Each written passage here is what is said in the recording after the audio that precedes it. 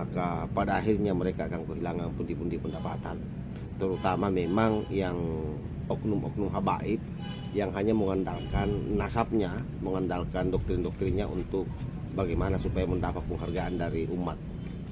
Kita tidak membenci suriat Rasulullah, tetapi kita mengkanter pembodohan umat, termasuk yang berani mencangkut nasab Rasulullah.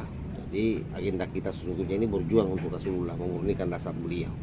Tanahku yang ku cintai,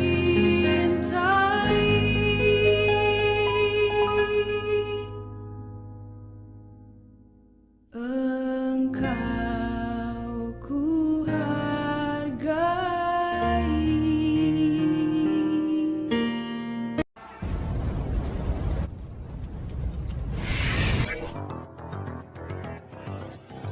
Assalamualaikum warahmatullahi wabarakatuh. Om Swastiastu, Namo Buddhaya, salam kebajikan. Masih terkait soal pernasaban Kelamba Lawi yang beberapa hari ini kembali ditampol oleh Kiai Imanuddin Usmang Al-Bantani dalam satu tulisannya, dimana kita tahu bahwa nasab daripada Kelamba Lawi ini sebagaimana yang diulas oleh Kiai Hanan dalam manuskrip yang diungkap ke permukaan, itu ternyata kemudian berbeda lagi dari jalur nasab yang sebelumnya. Oleh karena itu kemudian sangat wajar dan sangat pantas bila mana orang-orang pribumi ataupun siapapun yang mengetahui hal ini akan semakin yakin bahwa memang Kelamba Lawi ini nasabnya palsu, tidak bersambung ke Rasulullah Sallallahu Alaihi Wasallam. Itu konsekuensi logis, karena salah satu kriteria nasab sebenarnya dikatakan bahwa dia palsu itu ketika seringnya berubah-ubah dari urutan-urutan nasab yang ada, apalagi ada indikasi juga beberapa nama yang double-double di situ. Oleh karena itu pasti ini memang sangat menyiksa daripada oknum-oknum habaib yang memang selama ini hidup berjibaku mempertahankan pundi-pundi pendapatannya dari jual-jual nasab. Belum lagi misalnya mereka yang selama ini gemar membangga-banggakan nasabnya sambil mendongeng cerita-cerita leluhurnya yang sakti-sakti itu, yang kita juga tidak tahu apa benar atau tidak. Yang pasti ya, seperti orang yang lagi mau ngaram bebas saja. Nah, itulah yang terjadi di bangsa kita, sahabat. Oleh karena itu memang membutuhkan kedewasaan berpikir oleh siapapun. Kenapa? Karena Ketua PBNU sendiri hampir-hampir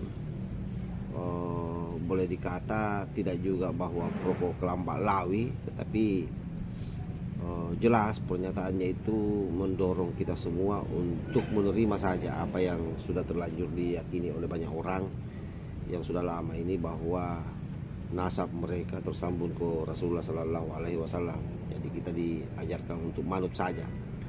Tetapi kemudian karena apa yang menjadi temuan Kiai Imanuddin Usmang Al-Bantani ini adalah merupakan hasil kajian atau keilmuan, tentu sebagai nahdien sejati ya harus memilih-milah mana yang bisa kita manut, mana yang tidak bisa. Dan saya punya keyakinan bahwa kalaupun misalnya kita tidak manut dengan apa yang disampaikan oleh Gus Yahya Stakuf selaku Ketua Umum PBNU, kita juga tidak berdosa. Kenapa? Karena Islam itu sangat menghargai yang namanya keilmuan. Bahkan dalam sejarah Islam ini bisa jaya kalau misalnya itu keilmuan yang dijunjung tinggi, sebagaimana kisah-kisah pada masa lalu banyak ilmuwan Islam yang luar biasa. Sebutlah misalnya Ibnu Zina, termasuk Ibnu Khaldun, dan tentu ini menjadi refleksi bersama buat kita semua bahwa ke depan ini mesti pengetahuan ini harus didahulukan kalau Islam mau maju. Jangan terjebak dengan dogma-dogma dan doktrin, karena pada prinsipnya saya tidak mengatakan bahwa itu pembodohan, tetapi itu akan mengantar umat untuk tidak lagi menggunakan otaknya berpikir, karena langsung saja menerima apa yang menjadi fatwa-fatwa dari atas. Nah, tetap kita sebagai orang yang memiliki pengetahuan, terutama anak-anak muda, harus betul-betul mencerna itu dengan baik, mengelola dengan baik setiap informasi yang ada, setiap perintah yang ada, sehingga kemudian kita tidak terjebak pada taklid buta. Karena taklid buta itu ya sesungguhnya sama saja dengan pembodohan sesungguhnya secara tidak langsung, atau mengajak kita semua ini untuk tidak cerdas menyikapi persoalan. Karena itu kemudian soal perhabiban ini, pernasaban ini, selama Kelambak Lawi tidak mampu mengungkap fakta-fakta terkait soal nasabnya, maka selama itu pula dia harus diyakini sebagai suriat Rasulullah yang palsu. Dan pribumi harus memiliki keyakinan yang kuat soal itu, karena ini keilmuan ya, bukan taklid buta. Apatah lagi memang dikonfirmasi juga dengan beberapa oknum habaib yang adabnya, perilakunya yang tidak bisa dijaga, seperti Bahar Mike Chase. Bayangkan saja kalau Wali Songo saja dianggap terputus nasabnya oleh Bahar Mike, dan sampai hari ini dia tidak pernah melakukan permintaan maaf, bahkan merasa benar. Karena itu sahabat, saya berharap sebenarnya diskursus soal nasab ini memang betul-betul satu perspektif orang, sehingga mereka tidak punya ruang lagi untuk mendakwiri masyarakat dengan mengandalkan nasabnya, dengan mengandalkan dongeng-dongengnya. Karena itu yang selama ini terjadi. Alhasil dari itu semua sesungguhnya orientasinya kan jelas. Pertama, ingin memang mengkerangkeng pribumi. Yang kedua, boleh jadi ingin menguasai negara kita. Kenapa? Karena kita juga tahu bahwa selama ini mereka kadang-kadang sejarah pun dia putar balikkan. Artinya apa? Ketika sejarah sudah diputar balikkan, maka sesungguhnya yang mereka coba lakukan adalah bagaimana mengaburkan seluruh informasi-informasi kebenaran-kebenaran soal sejarah yang pada akhirnya membuat anak-anak muda di negara ini kemudian tidak lagi paham dengan sejarahnya yang asli, sehingga dia mudah diombang-ambingkan oleh keadaan, dan bahkan kemudian di dalamnya itu ada penguasaan, seolah-olah bahwa mereka lah semua ini yang mengendalikan bangsa Indonesia.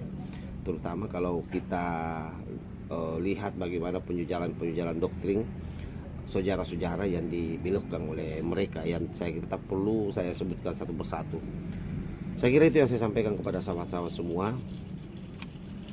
Mudah-mudahan ini berberkah pada prinsipnya, bahwa kita semua berbangga dengan adanya Kiai Imad, adanya Gus Buat Beret, adanya Kiai Nur Ihyad, adanya Abu Ya Yusuf Al-Bantani, kemudian Tuba Gus Mugi, Gus Paki, dan sahabat-sahabat yang lain yang selama ini betul-betul mengawal apa yang menjadi kajian ilmiah dari Kiai Imaduddin Usman Al-Bantani tanpa lelah sedikit pun.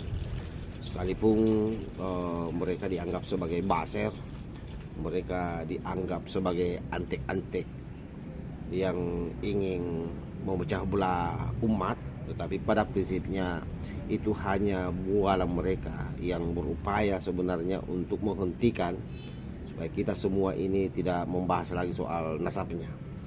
Nah, kata kuncinya bahwa sesungguhnya mereka sudah sangat ketakutan, mereka sudah sangat was-was bahwa ke depan ini umat Islam tidak akan lagi menganggapnya sebagai suriat Rasulullah Sallallahu Alaihi Wasallam. Maka pada akhirnya mereka akan kehilangan pundi-pundi pendapatan, terutama memang yang oknum-oknum habaib yang hanya mengandalkan nasabnya, mengandalkan doktrin-doktrinnya untuk bagaimana supaya mendapat penghargaan dari umat.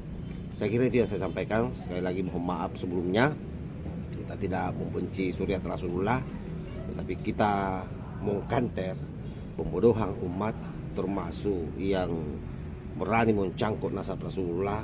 Jadi agenda kita sesungguhnya ini berjuang untuk Rasulullah, memurnikan nasab beliau. Wallahul muwaffiq ila aqwamit thariq. Wassalamualaikum warahmatullahi wabarakatuh.